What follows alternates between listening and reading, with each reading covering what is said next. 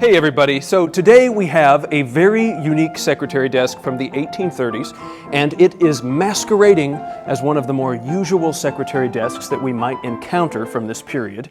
But upon closer inspection, and to the trained eye, this is actually one of the more refined, higher caliber secretaries, higher caliber models that we could really hope to find. Within the traditional domestic decorative arts, we're not talking about royal furniture here. And also, while we're taking a closer look, this desk shows us what one of these pieces looks like when it hasn't really been maintenance restored for quite a long time. Veneered pieces like this need to be varnished, revarnished every 50 years or so, or they won't be sealed from the elements. And then, all of these little problems start to occur. The bubbles appearing here, we see some veneer flecks, there are some obvious cracks. But anyway, all of this stuff is going to be fixed by a qualified restorer, polished up and concealed, such that the inherent beauty of this piece can really shine. So at a glance, this piece resembles the typical Louis-Philippe secretaries of the day, which we've seen in other videos. But what gives this one away as something special is in fact the rounded corners here, which are very unusual. We see a lighter version of this very special desk published, and we're going to notice that the rounded corners are sort of reflected by the rounded feet. And so that's what first gives this away. And you're going to see that not only is the marble a higher-end bleu turquin marble, which is different than the normal Saint Anne gray marble, but the marble is actually molded to follow the contour of the top of the piece. So, without further ado, screw it. That wasn't funny, but I try to add a little bit of humor into the videos from time to time. Some old French writing that says secrétaire. But anyway, contour of the marble does in fact follow the contour of the moldings that we already mentioned. On top of that, which is unusual and which indicates that this simple secretary that appears to be like a normal Louis-Philippe one is not a normal one, but rather a high-end one, is that we see these three gorges here. We've discussed that in other videos, but simpler pieces often have no gorges, and then finer pieces, usually that's denoted by this additional little bit of workmanship, which, making these gorges really risked chipping the marble. So it took quite a lot of extra time and care to provide you with these three little decorative lines here, and that's why they're associated. Generally, you find marbles like this on secretaries, which are of a finer caliber. Now, continuing down the list of what reveals this to be one of the finer models of the day are the keyholes here, which present these diamond-shaped, quadrilateral, turned on their sides squares, this square-shaped column around which the key has to fit. The key, which is unfortunately missing, it went missing as this piece was trafficked around France on its way to where it is now. It's one of the only keys I've ever lost. Sadly, it is a deeply irreplaceable one, so I have a goose chase to go on before we can open this bottom compartment. But the reason why the outside is kind of austere is so that the inside of the piece can shine. And so, inside the desk, we notice that the fall front descends with the help of a counterbalance, a little complicated mechanism inside of there that I'm not really sure it does much. In fact, it just helps the piece slam itself shut, so it's more of a problem. But I believe it was just kind of an added little touch of complexity or luxury there. Anyway, it's something that we see on the finer models of the day.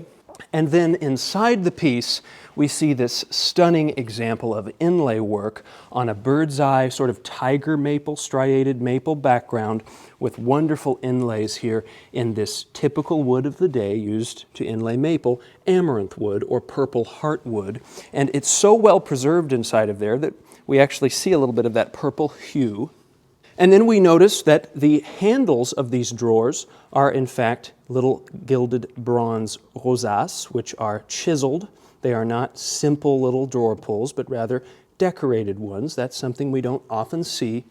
And then really the star of the show inside the piece is how there is a mirror, which would have allowed you to see yourself, but I also believe that it reflected candlelight.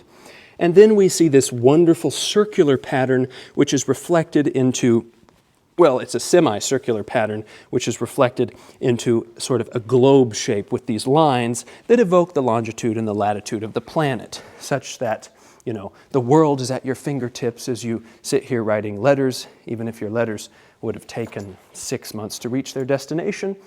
It does make you wonder what people back then would have thought to know that now, in a matter of seconds, a full video can be shared all over the world. I guess that would maybe make them think one needs to be careful what one imagines, because it came true. The world is now at our fingertips when we're writing.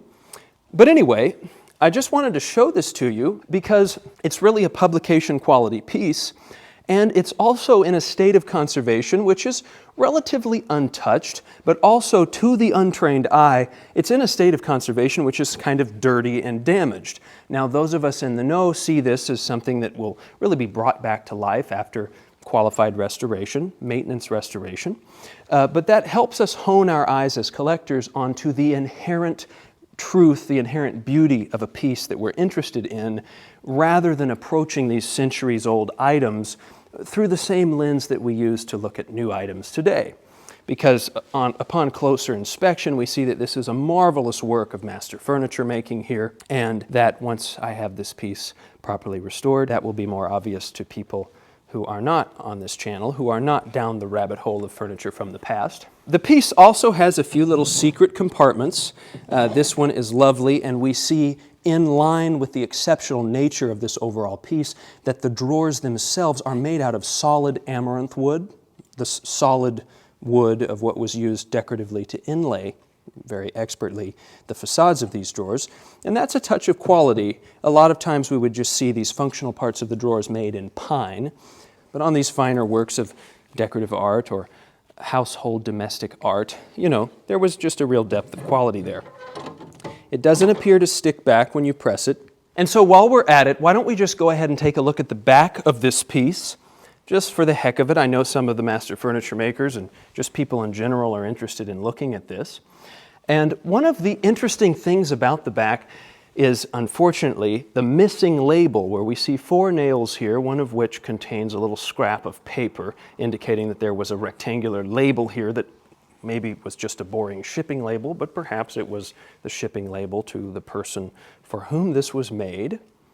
And as we look down the sides of it, we're going to see a pretty ghastly crack here, which most people would shy away from, but you know, what are we going to do? Look at this marvelous piece that's clearly of quite a lot of inherent value in craftsmanship and just write it off altogether because there's a crack? Absolutely not. We're going to patch that crack, cover it with veneer. We're going to clean and revarnish the entire thing, patch the cracks and veneer flecks on the front, and the whole thing is going to essentially be as beautiful as it was originally. And that's an important exercise to be able to do, because otherwise you're going to pass up so many of the more significant things on the market that are deeply beautiful and interesting, and you'll end up picking things that are superficially attractive but which lack the depth of quality, rarity, and beauty that we're really looking for when we're collecting antiques, if you will, in this case period furniture that has nothing to do with antiques.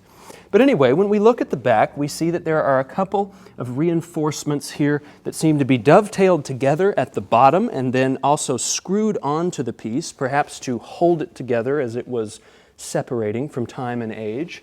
There appears to be a watermark running down the back. Can't imagine how that happened. Probably water spilled on it. These little defects no longer bother me. It's kind of like a silver spoon being tarnished. You know, I don't care if it's tarnished, I'll clean it. The important thing is that it's a silver spoon, it's not a plate spoon. With all that being said, it's dawned on me that in the reflection you probably see the escape ladder to the roof. You might even see a buffalo skull over there in the background. I apologize for that, a little bit of clutter. But in general, I thank you for watching, and I hope that this piece will serve as a useful element of comparison for you, a little bit of exposure that might somehow inform your own collecting. I think at the very least the piece is worthy of preserving online. I hope it interested you in some regard, and if you'd like to support this endeavor of creating an online period furniture library of the most compelling pieces that I encounter, please subscribe to the channel. It would be much appreciated. Thank you.